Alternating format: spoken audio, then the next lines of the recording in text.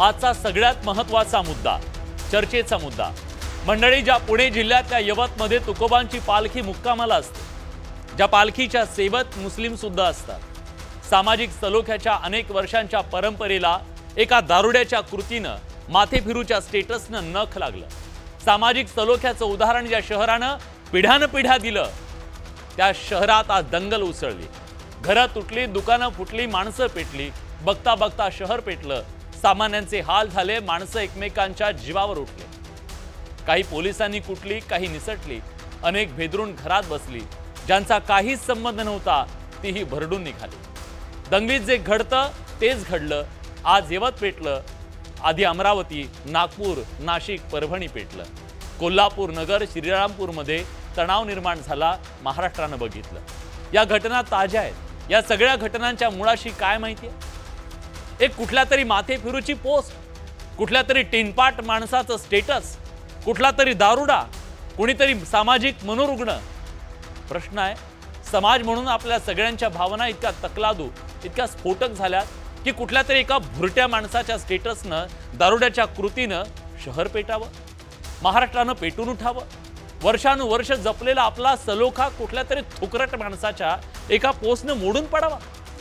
आपण एक विचारी समाज आहोत की पेट्रोलचा बॉम्ब आहोत? एका अत्यंत टाकाऊ माथे फिरूच्या ठिणगीनं पेटणार आहे। तुम्हाला माहिती आहे, यवत शहराला कसलाच दंगलीचा इतिहास नाही, नागपूरला सुद्धा नव्हता। मग शांततेत जगणाऱ्या या माणसांना या शहरांमध्ये दुहीचा वनवा कोण पेटवतं? कशासाठी पेटवतंय? या लोकांना नेमकं काय साध्य करायचं आहे? समाज म्हणून आपल्याला खरंच हे परवडणार आहे का? माथे फिरूंना कायद्याचा धाक उरलेला नाहीये का? एखादं स्टेटस एक शहर पेटवायला कारणीभूत ठरत असेल तर विचार करा, आज कितीतरी माथे फिरू मोबाईलमध्ये बॉम्ब घेऊन फिरतायत। शहरांना जाळणार आहे। या सगळ्यांना आळा कसा घालणार आहोत आपण असंच पेटत राहिलो तर आपली भविष्यातली राख रांगोळी कोण आणि कशी रोखणार आहे, याचा आपण विचार करणार आहोत की नाही? यवतमध्ये जे झालं त्याला जबाबदार कोण आहे? पोलिसांनी वेळीच हे का रोखलं नाही? दंगल भडकवण्याचं काम कुणी केलं? हे कधीतरी समोर येणार आहे की नाही की हे सगळं पूर्वनियोजित होतं? प्रश्न अनेक आहेत, एका दंगलीच्या नंतर उद्भवणारे हे। तर ज्या प्रकारे आज यवतमध्ये तणाव पसरला, दंगल पेटली, शहर पेटलं, या सगळ्या परिस्थितीच्या नंतर या सगळ्याला जबाबदार कोण आहे, याबद्दलचे काही मूलभूत सवाल घेऊन आपण त्याच्याबद्दल चर्चा करणार आहोत। आणि या सगळ्यातले मूलभूत सवाल उपस्थित करतोय आपण। यवतच्या दंगलीच्या संदर्भात चर्चा करताना यवतची दंगल, पुणे जिल्ह्यातल्या यवतची दंगल पूर्वनियोजित होती का, हा सवाल आहे। सवाल हा सुद्धा आहे की सामाजिक सलोख्याला नख नेमकं कुणी लावलं, का लावलं, काय साध्य करायचे या लोकांना? महाराष्ट्रातलं एक एक शहर असं जळतं ठेवणं कुणाला परवडणार आहे का? सवाल हा सुद्धा आहे की माथे फिरूच्या स्टेटसनं शहर पेटावं, इतके आपण तकलादू झालोय, कोणीतरी त्याला 10 लोक सुद्धा त्याचं स्टेटस बघणार नाहीत, शहर पेटावं त्याच्या स्टेटसनं। सोशल मीडिया दंगलीत पेटवतोय का? सगळ्या दंगली काढा, एक पोस्ट, एक स्टेटस दंगलींचं कारण का ठरतंय? दंगल पेटवणं इतकं सोपं झालंय का, हा सवाल सुद्धा आज या निमित्तानं निर्माण झालेला आहे। आपण खरंच आगीवर बसलोय का? इतकं पेटवणं सोपं झालंय का? या सगळ्याबद्दलची चर्चा आपल्याला करायची आहे। आणि या चर्चेत सहभागी होण्यासाठी मान्यवर पाहुणे आपल्या सोबत आहेत। या चर्चेत सहभागी होण्यासाठी आपल्या सोबत हिंदुत्ववादी कार्यकर्ते गणेश पाटील आखाडे आहेत। ज्या गणेश पाटलांनी काल सभा घेतलेली होती यवतमध्ये, स्थानिक हिंदुत्ववादी कार्यकर्ते आहेत ते। आपल्यासोबत दंगामुक्त महाराष्ट्र अभियानाचे संयोजक शेख सुभान अली आहेत। आपल्यासोबत काँग्रेसचे प्रवक्ते बालाजी गाडे पाटील आहेत। थोड्याच वेळात आपल्यासोबत भाजपचे आमदार गोपीचंद पडळकर जोडले जातील। थोड्याच वेळात आपल्यासोबत स्थानिक भाजपचे आमदार राहुल कुल सुद्धा जोडले जाणार आहेत। पण मी चर्चेची सुरुवात करणार आहे बालाजी गाडे पाटील यांच्यापासून आणि सगळ्या मान्यवर पाहुण्यांना मी विनंती करणार आहे, आज महाराष्ट्रामध्ये कुठल्या तरी स्टेटसनं, कुठल्या तरी फेसबुक पोस्टनं शहरं पेटत असतील तर आपल्या सगळ्यांची जबाबदारी अतिशय मोठी आहे। या कार्यक्रमाच्या माध्यमातून असं कुठलंही वक्तव्य आपण करू नये जेणेकरून महाराष्ट्रातलं वातावरण बिघडेल किंवा कोणाची भावना दुखावेल। आपण इथं मुद्द्याबद्दल बोलूया, सामाजिक प्रश्नांच्या सलोख्याबद्दल बोलूया। आणि जर अशा प्रकारचं कुठलं वक्तव्य आलं तर नाईलाजास्तव मला आपल्याला थांबवावं लागेल, याची आपण सगळ्यांनी नोंद घ्या. कारण हा कार्यक्रम या महाराष्ट्राचं वातावरण बिघडवणारा व्यासपीठ ठरू नये ही आमची अपेक्षा आहे. पण मुद्दा संवेदनशील आहे.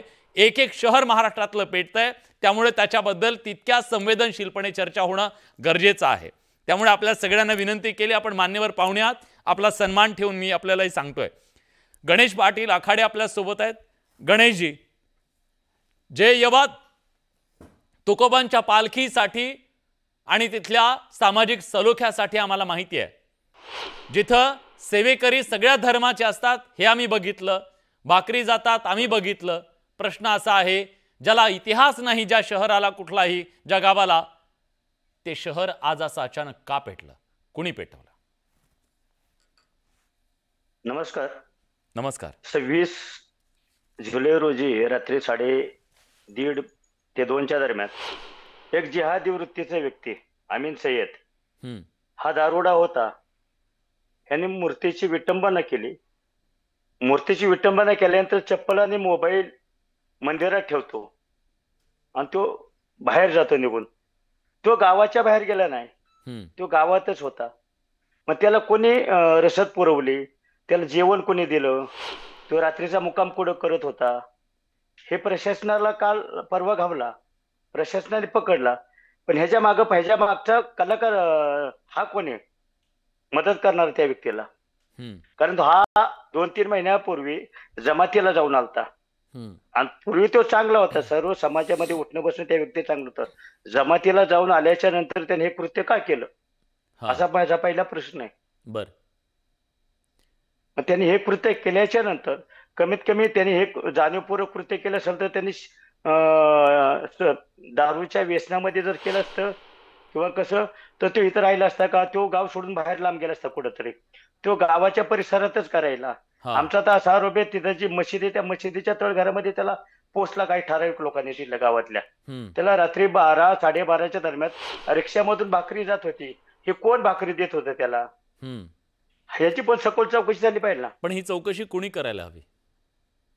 हे प्रशासनाने चौकशी केली, पोलिसांनी चौकशी केली पाहिजे. पोलिसांनी चौकशी केली की नाही? कारण मी आता आम्ही महाराष्ट्राला दाखवलं पोलीस काय म्हणाले. पोलिसांनी तातडीनं त्या व्यक्तीला ताब्यात घेतलं, तातडीनं त्याच्यावर कारवाई करण्यात आली असं पोलीस म्हणाले. ते खरं आहे की खोटं आहे? 28 तारखेला दुपारी गावची ग्रामसभा होती अति तातडी. ह्या ग्रामसभेमध्ये आमचा हिंदुत्ववादी कार्यकर्ता निंबाळकर यांनी तिथून हाकेच्या अंतरावर राहिला आहे की रात्री 12-12:30ला रिक्षामध्ये डबा जातो कुणाला मशिदीमध्ये. मग मशिदीत कोण असतं? आमच्या हिंदू मंदिरामध्ये रात्री जास्तीत जास्त 10-10:30 वाजेपर्यंत मंदिरामध्ये भोजन होतं. यांच्या मशिदीमध्ये रात्रीचं जेवण जातं कोणासाठी? बरं, हा ज्यावेळेस ह्याने ही घटना केली त्यावेळेस ह्याचा पोशाख वेगळा होता, ज्याला पकडला त्यावेळेस त्याचा पोशाख वेगळा होता. बर, ठीक आहे, काय कारण? ठीक आहे.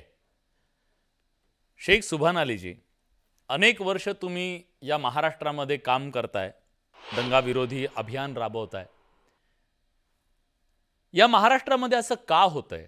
असे कोण हे माथे फिरू आहेत जे समाजाची सामाजिक वीण विस्कटवण्याचा प्रयत्न करतायत, एकानंतर एक शहर पेटवतायत आणि महाराष्ट्राचं सामाजिक स्वास्थ्य बिघडवतायत? या सगळ्यांना आळा कसा घालणार? बडेजी, सर्वात आधी मी तुमचं अभिनंदन करेल की खरंच तुम्ही एवढ्या संवेदनशील विषयाला हात घातलेला आहे.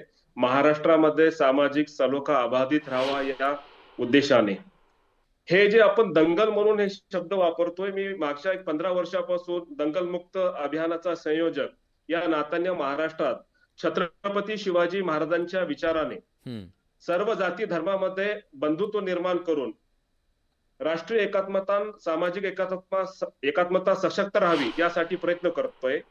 मला मागच्या 15 वर्षाच्या या माझ्या कार्यामध्ये एक अनुभव आलेला आहे की समाजात ज्या दंगली घडतात ते वास्तविक दंगली नसून ते सरकार पुरस्कृत विकृतांच्या माध्यमातून राजकीय लाभासाठी केलेली हिंसा असते. आता यवतमध्ये ही जी घटना घडलेली आहे, आताच आमच्या बांधवांनी सांगितलेलं आहे की ज्या विकृतांनी हे कार्य केलं, ही कृती केली, तो दारुडा आहे. आता जो दारुडा आहे तो सरळ सरळ आहे की तो मुस्लिम धर्माच्या तत्वाच्या विरोधात वागतो. म्हणजे एक दारुडा व्यक्ती दारू पितो तर इस्लामच्या तत्वाच्या विरोधात आहे. या का दारुडा विकृत व्यक्तीनं छत्रपती शिवाजी महाराजांच्या प्रतिमेचे जर विटंबना केली असेल तर त्याला सर्व मुस्लिम समाजाचा निषेध करतो आणि त्याच्यावर कठोर ते कठोर कायदेशीर कारवाई व्हावी ही आमची इच्छा आहे. परंतु हे एक शिक्षा कोणी द्यायला हवी? ही शिक्षा प्रशासनानं द्यायला हवी, कायदा करायला हवं की जे महापुरुषांच्या विटंबना करतात, अपमान करतात, त्यांना कठोर शिक्षा झाली पाहिजे की भविष्यात कोणी असं करू नये. आणि हे विक्रेताला जेव्हा काल सकाळी पोलीस अटक करतात, वातावरण शांत असते गावातलं, 5 वाजता तेथे सभा होते गोपीचंद पडळकर यांच्या नेतृत्वामध्ये. मी त्यांच्या भाषणाचं बारकाईनं निरीक्षण केलं. गोपीचंद पडळकर यांनी गावातल्या सर्व लोकांना आव्हान केलं होतं की आपल्या घरामध्ये वडिलांची प्रतिमा असते, आजोबाची प्रतिमा असते, जर त्याची कोणी विटंबना केली तर याला सरकार बघणार का? आपल्या बापाची अपमान कोणी केला तर त्याचा हिशोब आपणच केला पाहिजे. म्हणजे गोपीचंद पडळकर हे सांगत होते की शिवाजी महाराजांची विटंबना ज्यांनी केली त्याचा बंदोबस्त, त्याचा बदला, शिक्षा हे आम्हीच घेतलं पाहिजे. ते सरकारचं किंवा फडणवीस साहेबांचं काम नाही आहे. त्यांनी त्यांना प्रोत्साहन दिलं. 5 वाजताच्या घटनेनंतर त्यांची सभा झाली. सभा झाल्यानंतर आज येतोय आवाज, येतोय, सभा झाल्यानंतर आज शुक्रवारचा दिवस निश्चित करून पूर्वनियोजित बाहेरचे लोक बोलवून मस्जिदीवर हल्ला करण्यात आला. मला हे सांगायचं आहे की विकृत जेव्हा पकडला गेला तर शिक्षा कोणाला देणार होतो आपण? सामान्य मुस्लिमांची तर काही चूक नव्हती, मस्जिदवाल्यांची चूक नव्हती. आणि ज्यांची याच्यामध्ये सहभाग आहे असं त्यांना वाटते तर त्यांनी पोलिसांना सांगायला हवं की हे लोक या विक्रेत्यांची मदत करत आहेत, यांना सुद्धा सहआरोपी करा, त्यांच्यावर कारवाई करा.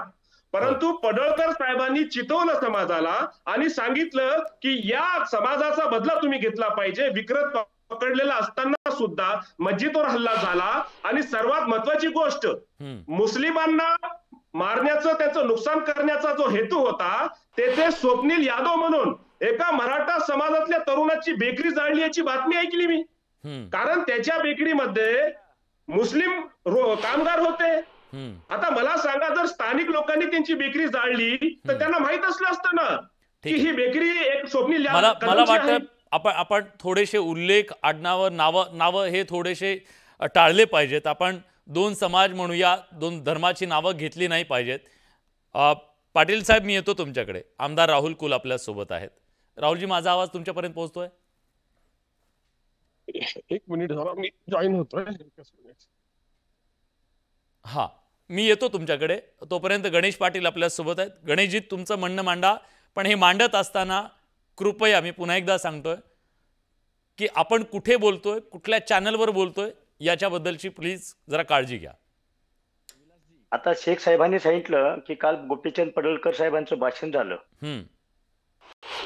आणि त्यांनी त्यांच्या वडिलांना म्हणजे सांगितलं की आपल्या वडिलांचा, आपल्या आजोबांची जर मूर्ती, फोटो कोणी फोडला तर आपण हे करतो. म्हणाले का असं? हे काल हे झाल्यानंतर वातावरण शांत झालं. आमचं सभा झाल्यानंतर आमचं काही गोपीचंद पडळकर म्हणाले का असं?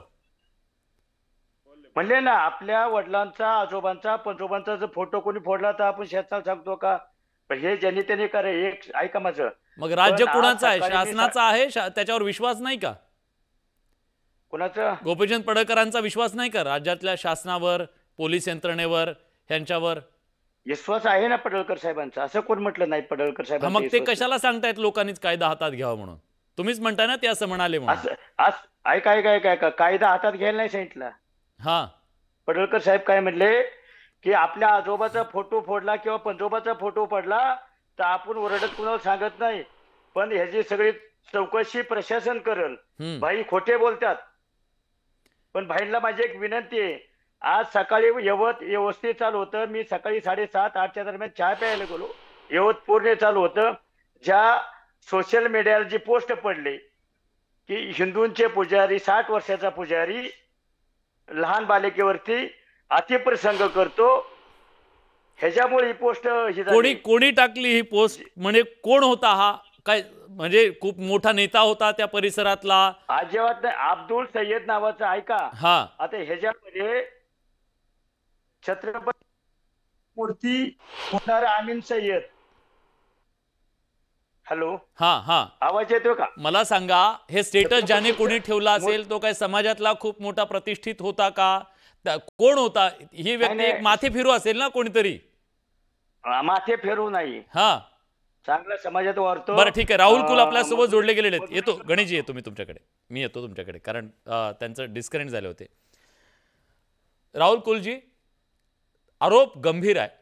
आरोप असा करण्यात येतोय की चिथावणी ही कालच्या सभेच्या माध्यमातून गोपीचंद पडळकर यांच्या माध्यमातून दिली गेली.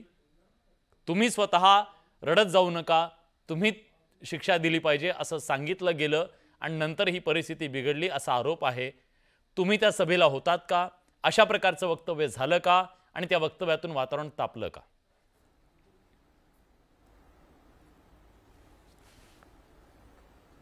नाही, एकंदरीत मी कालच्या सभेला तर उपस्थित नव्हतो, परंतु मी बाहेरगावी होतो आणि जी मला माहिती आहे त्याप्रमाणे सभा शांततेने पार पडली. आणि आज जी परिस्थिती निर्माण झालेली आहे त्याच्यामध्ये काल झालेल्या सभेपेक्षा आज जे काही सोशल मीडियावर स्टेटस वगैरे झालं आणि त्या माध्यमातून संबंधित जो तरुण होता ज्यांनी चुकीच्या पद्धतीचं स्टेटस ठेवलं असा आरोप होता, त्याला स्थानिक लोकांनी पकडून पोलिसांच्या ताब्यातही दिलं. आणि अशा प्रकारच्या प्रवृत्तींना कुणी देऊ नये असं सगळ्याच समाजाच्या मंडळींनी ठरवलेलं असतानाच मागे काही लोकांनी दगडफेक केल्यामुळे आज तिथल्या गावचा बाजारही होता आणि त्यामुळे अशा सगळ्या परिस्थितीमध्ये दगडफेक आणि काही अनुचित प्रकार घडले. परंतु तासभरामध्ये लगेच सगळ्या प्रशासनानं त्या ठिकाणी तातडीनं सगळ्या उपाययोजना केल्या. आम्ही सगळ्यांशी संपर्क केला आणि त्या भागामध्ये शांतता राहावी असा प्रयत्न केला. कालची सभा ही एकमेव कारण नसून त्यापूर्वी 2-4 दिवसामध्ये ज्या काही घटना त्या ठिकाणी घडत होत्या आणि आम्ही सगळेजण अनुचित काही होऊ नये यासाठी प्रयत्न करत होतो. त्यामुळे ज्या काही घटनाक्रम झाला त्याच्यामध्ये या सगळ्याच घटनांमधून जे काही लोकांची मानसिकता तयार झाली आणि त्याच्यामध्ये मॉब सायकोलॉजीमधून हे घडलं असं म्हणावं लागेल. त्याच्यामध्ये कोण नेता नव्हता, ते काही ठरवून झालं असं म्हणण्यासारखी परिस्थिती नव्हती. परंतु एकंदरीत मॉब सायकोलॉजीमधून हे घडलं एवढंच म्हणता येईल. ठीक आहे. आणि ज्यांना त्या ठिकाणी चुकीचं काम केलं म्हणून जे काही आरोप होते ते दोन्ही आरोपींना तातडीनं अटक करण्यात आलं होतं.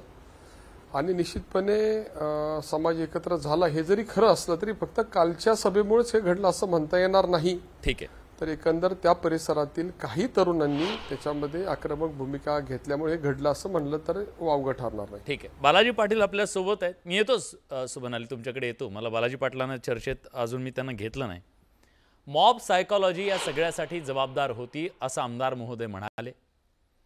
प्रश्न आहे, आपला मॉब, आपला समाज, आपली शहरं इतकी आता टोकदार भावनेची झाली आहेत का, इतकी विस्फोटक झाली आहेत का की कुणाच्या तरी एका स्टेटसनं, कुठल्या तरी एका पोस्टनं ती भडकून उठतील आणि आपली शहरं पेटतील. महाराष्ट्रात एकानंतर एक पेटणारी शहरं आणि त्या सगळ्याच्या मागे असणारं ते स्टेटस, एक सोशल मीडिया, त्याची एक पोस्ट, कोणतरी टिनपाट, ज्याला जे गावावरून गल्लीवरून वळवून टाकलेले असतात ना, अशा लोकांचं एक स्टेटस कारणीभूत ठरावं. विलासजी, सगळ्यात प्रथम तर मी या घटनेचा निषेध करतो. आणि दुसरा मुद्दा असा आहे की यामध्ये जी मॉब सायकोलॉजी आहे, लोकांच्या धार्मिक भावना या इतक्या टोकाच्या कधीपासून झाल्या हे सुद्धा पाहणं तितकंच गरजेचं आहे विलासजी. कारण या देशामध्ये अशा धार्मिक कारणावरनं आरोपी पकडला गेल्याच्या नंतर शेख सुभान अलीने सांगताना गोपीचंद पाडळकरांच्या भाषणातला एक मुद्दा राहिला. ते भाषणात समारोपाला असं म्हणाले की हे कोण आहेत आरोपी, यांची घरं जाळा, यांची घरं पाडा. ते माध्यमांनी रेकॉर्डेड भाषण आहे, ते माध्यमांवरती दाखवलेलं आहे. 33 मिनिटांचं त्यांचं भाषण आहे.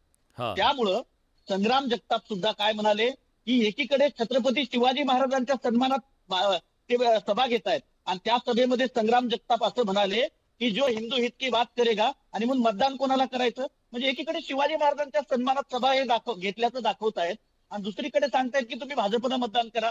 म्हणजे एकंदरीत विलासजी, जो 26 तारखेला ही घटना घडली, 30 तारखेला त्यांना पकडण्यात आलं आणि त्यानंतर 31 तारखेला ही आक्रोश सभा झाली.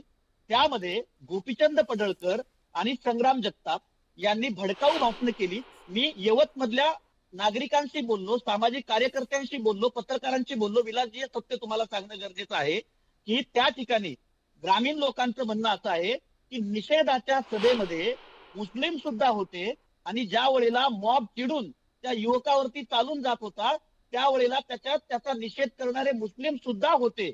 याचाच अर्थ असा काय की त्या ठिकाणी तिथल्या गावकऱ्यांचं म्हणणं असं आहे की हे तोडफोड करणाऱ्या तरुणात खूप सगळे बाहेरचे लोक होते. मग हे लोक कुठनं आले? आणि दुसरा एक मुद्दा मला विलासजी अत्यंत महत्वाचा, त्यात गोपीचंद पडळकर असं म्हणाले की घर पाडा खुशाल, मुख्यमंत्री खमका आहे. एक संवैधानिक पदावरती बसलेला आमदार अशा पद्धतीनं वाटाळवीरपणा करतोय. मग याला पाठिंबा गृहमंत्री तथा मुख्यमंत्र्यांचा आहे का? हा एक सवाल. दुसरा सवाल, आरोपी पकडल्याच्या नंतर सुद्धा अशा पद्धतीनं ही तोडफोड होते. मग हा महाराष्ट्र आणि भारत धार्मिक दंगलीमध्ये कुणाला जळत ठेवायचा आहे? मग तो सत्ताधाऱ्यांनाच अपेक्षित आहे का? हा माझा सवाल आहे.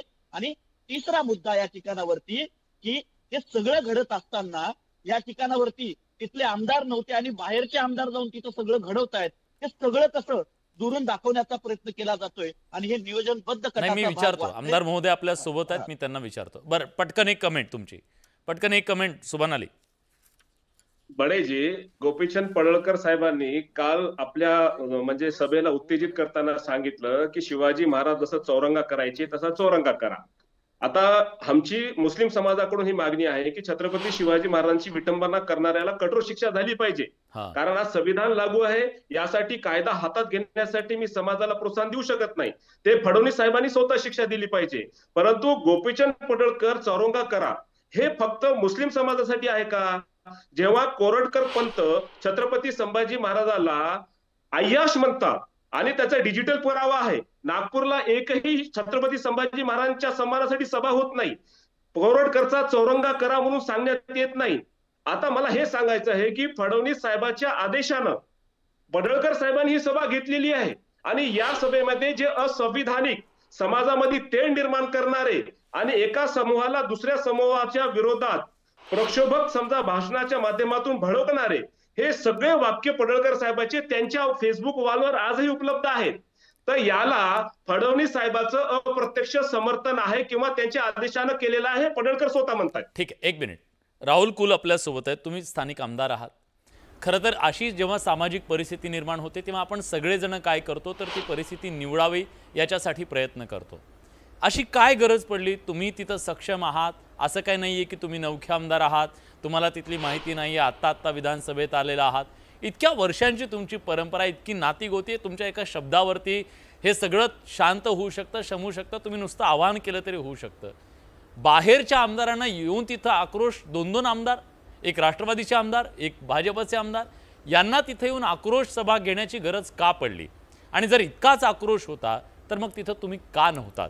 आणि सगळ्यात महत्त्वाचं, तुमची जबाबदारी नव्हती का की हे सगळं शांत जागेवर जिथं आहे तिथं मिटवलं पाहिजे? जो दोषी आहे, जो माथे फिरू आहे ना, जे असे समाजाला एक स्टेटस ठेवून शहराची शहरं पेटवण्याचं ज्यांच्याकडे सामर्थ्य असेल ना, हे टिनपाट कोण, अशांवर कठोरातली कठोर कारवाई का होत नाही?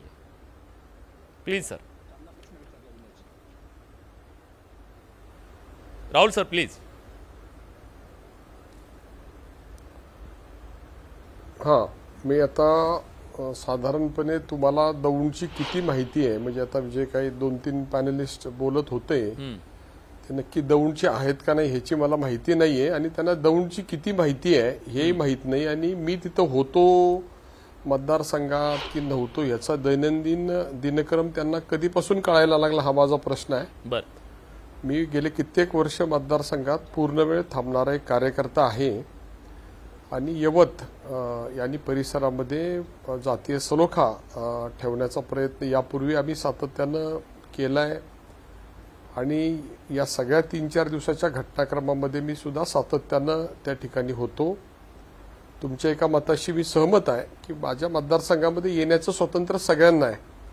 आपल्या घटनेनं अभिव्यक्ती स्वातंत्र्य दिलेलं आहे, त्यामुळे कुणी सभा घ्यावी, कशी घ्यावी याच्याविषयी मी सांगणे इतपत कायदेशीर स्थितीमध्ये मी नाही आहे. परंतु माझ्या मतदारसंघामध्ये तिथली कायदा सुव्यवस्थेची परिस्थिती कशी राहील, चांगली राहील याचा निश्चितपणे प्रयत्न मी केलेला आहे. घटना घडली त्या दिवशी सुद्धा पोलिसांची भेट घेऊन संबंधितावर कारवाई करण्याच्या सूचना मी केल्या.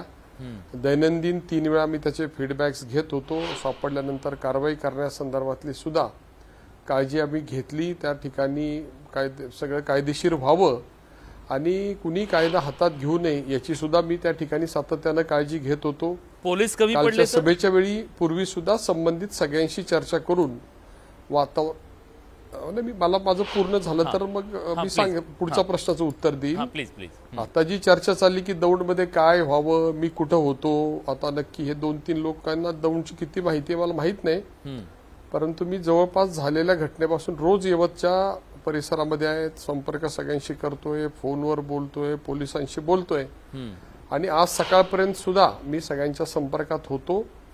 आता काही लोकांनी त्या ठिकाणी दगडफेक केल्यानंतर थोड्या वेळामध्ये जरी परिस्थिती हाताबाहेर गेली असली तरी त्या भागातील प्रमुख कार्यकर्त्यांशी मी सगळ्यांशी फोनवर संपर्क राहून त्या ठिकाणची परिस्थिती व्यवस्थित ठेवण्याचा प्रयत्न करत होतो. पोलिसांनी सुद्धा वेळेवर दोन्ही कारवाया केल्या.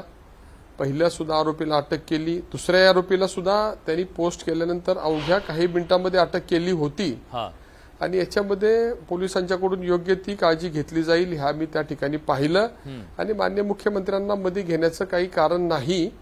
आणि त्याच्यामध्ये माननीय मुख्यमंत्री अशा चुकीच्या पद्धतीनं कधीही कुणालाही सूचना देत नाही, हा माझा गेल्या कित्येक वर्षाचा अनुभव आहे आणि त्यामुळे पोलिसांनी त्यांचं काम वेळेवर केलं असं माझं मत आहे. आम्ही त्या ठिकाणी आमची भूमिका बजावली, परंतु कधी कधी अशा घटना ह्या लोकांच्या भावनेतून होत असतात, त्यामुळे त्याला लोकांची सामुदायिक भावना आणि त्याच्यामधून घडलेली घटना एवढंच म्हणता येईल असं माझं मत आहे. ठीक आहे राहुलजी, तुमच्या स्वभावानुसार तुम्ही त्याची मांडणी केली.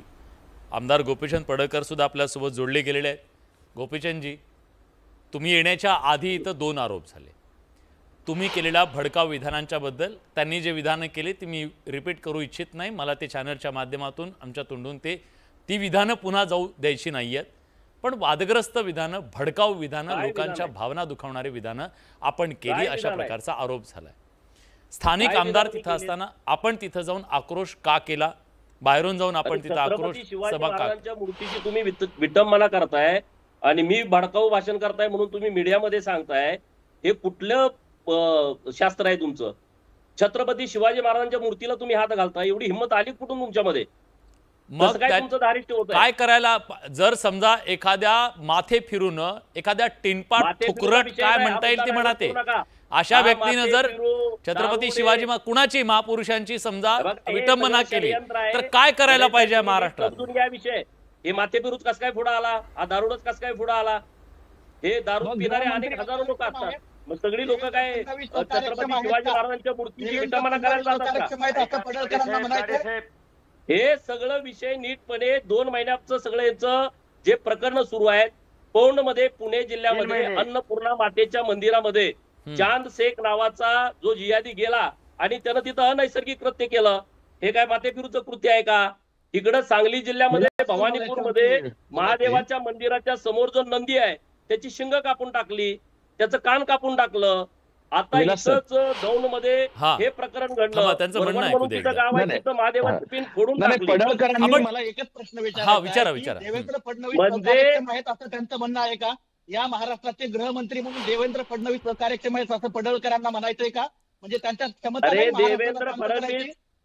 देवेंद्र फडणवीस काय त्याच्या महाराष्ट्राला माहित आहे, मी सांगायची आवश्यकता नाही. देवेंद्र फडणवीस तुम्हाला सगळ्यांना माहित आहे. विषय माननीय मुख्यमंत्री महोदयांच्याकडे घेऊन जाऊ नका. मला सांगायची आवश्यकता नाही. त्याच्या महाराष्ट्राला माहित आहे, देशाला माहित आहे त्यांच्यामध्ये क्षमता किती आहे, त्यांचं नेतृत्व काय सगळ्या लोकांना माहित आहे. आणि तुमच्या काँग्रेसवाल्यांना तर सर्वात जास्त माहिती आहे.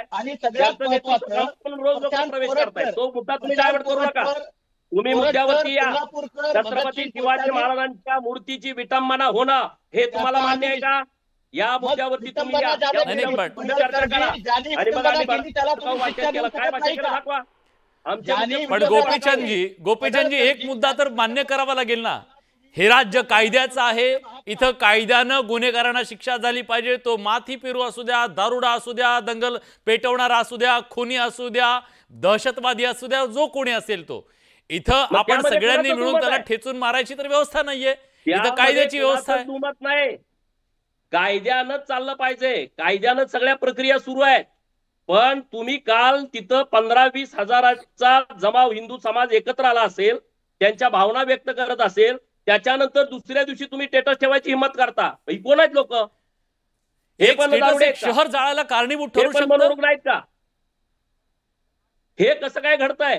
म्हणजे हे प्रिप्लान चाललेलं आहे. आणि त्यामुळं पुणे पोलिसांचं आम्ही अभिनंदन करतो की त्यांनी तात्काळ त्या दोन्ही गुन्हेगारांना अटक केलेली आहे. ज्यानं स्टेटस ठेवलाय त्याला अटक केलेली आहे. आणि अहो, जर त्यामुळं एवढं प्री प्लॅन चालू आहे तर गुप्तचर खातं काय करताय? काय करत होतं? नाही, आमची मागणी तीच आहे की हे दोघांना अटक केलेलं आहे. पोलीस प्रशासनाने यांच्या मुळात जावं आणि त्यामुळे शेख सुभान अलीजी, वेळ संपलाय माझा. शेख सुभान अलीजी, आवश्यकता नाही. पटते ही भूमिका?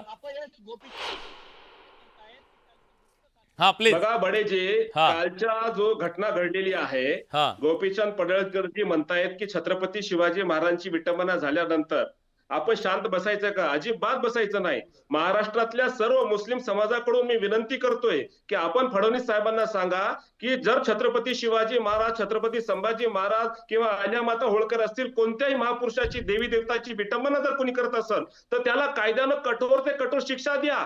सरकार तुमचं आहे, तुम्ही त्याला शिक्षा देऊ शकता. पण तुमचं असं म्हणणं आहे की जर असं विकृत कोणी करत असेल तर त्याला आम्ही शिक्षा देणार नाही, तर तो ज्या समाजाचा आहे, ज्या धर्माचा आहे, त्या धर्मियांच्या लोकांना शिक्षा देणार. हे कितपत योग्य आहे? हीच भूमिका तुमची कोरडकर पंतबद्दल आहे का? कोरडकर पंत जेव्हा छत्रपती संभाजी विटंबना केली, तुम्ही कुठं निषेध व्यक्त केला का? मी कुठल्या मीडियामध्ये बघितलं नाही, निषेध सगळ्यांनी व्यक्त केला पाहिजे. तिथं कुठल्याही प्रकारचं तुम्ही निषेध व्यक्त केलेला मला एखादं चॅनेलवरती दाखवा तुम्ही की तुम्ही छत्रपती शिवाजी महाराजांच्या मूर्तीची विटंबना केली आणि तुम्ही निषेध व्यक्त केला. मी तुमचं स्वागत करतो. मी काय म्हणालो तुम्हाला? त्यांनी आल्या आधी निषेध व्यक्त केला. निषेध अरे आल्याला प्रत्येक समाज निषेध करतो. गोपीचंद पडळकर साहेब, सर्व समाज निषेध करतो. पण तुमची भूमिका कोरडकर पंतप्रधान एखाद्याची बाईट दाखवा. ठीक आहे. माझा वेळ संपलाय. माझा वेळ संपलाय, माफ करा, माझा वेळ संपलाय. खरं तर गोपीचंद पडळकर उशिरा आले, त्यामुळे या चर्चेमध्ये त्यांना फार वेळ देता येऊ शकला नाही. पण एक मात्र आहे, आपला हा महाराष्ट्र असा नाहीये. हा महाराष्ट्र वेगळा आहे, सगळ्यांपेक्षा वेगळा आहे. सामाजिक सलोखा या महाराष्ट्राची ओळख आहे. या महाराष्ट्रातलं एक एक शहर असं पेटत राहणं आपल्याला परवडणार नाही.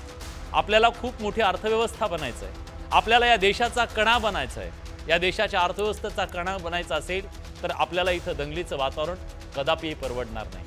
शहरं पेटणं, घरं पेटणं, संसार पेटणं, माणसं पेटणं कदापि परवडणार नाही. जे माथे फिरू असतील त्यांना कठोरातली कठोर शिक्षा करा. पण एक स्टेटस या महाराष्ट्राला पेटवू शकतं इतका हलका महाराष्ट्र नक्की नाही आहे. याचं सगळ्यांनी काळजी घ्यायला हवी, सलोखा टिकवायला हवा, अफवांवर विश्वास ठेवायला नको. एवढी भूमिका आज या माध्यमातून प्रेक्षकांचं काय मत आहे बघा.